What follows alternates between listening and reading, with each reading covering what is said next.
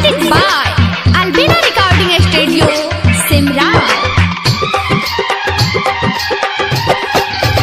आ दिल तोरी देले जोगे दिला तोरिया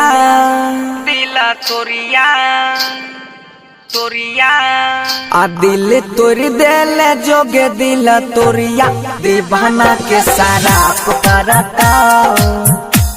दे छौरी तोर भातार मारता दीवाना के सारा पुकारता गे छौरी तोर भातार मारता हमरा प्यार में कोइले गजदारी हमरा प्यार में कोइले गजदारी ई बतिया के याद करता गे छौरी तोर भातार मारता दीवाना के शराब परता गे छौरी तोर भातार मारता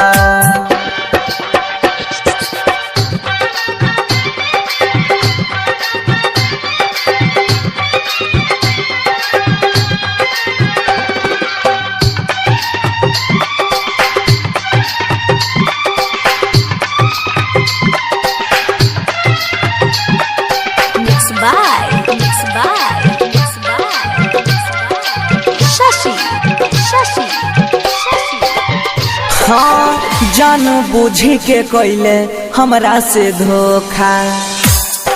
हे गए जान बुझी के कोइले हमरा से धोखा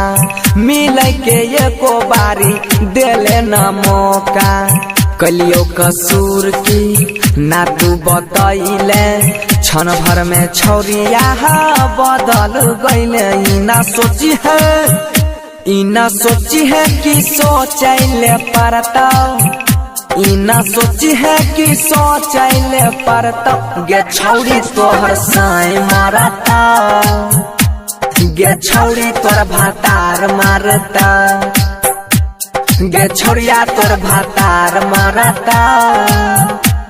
गे छौरिया तोर भातार मारता Presented by Albina Recording Studio, Simran. Mixed by Shashi.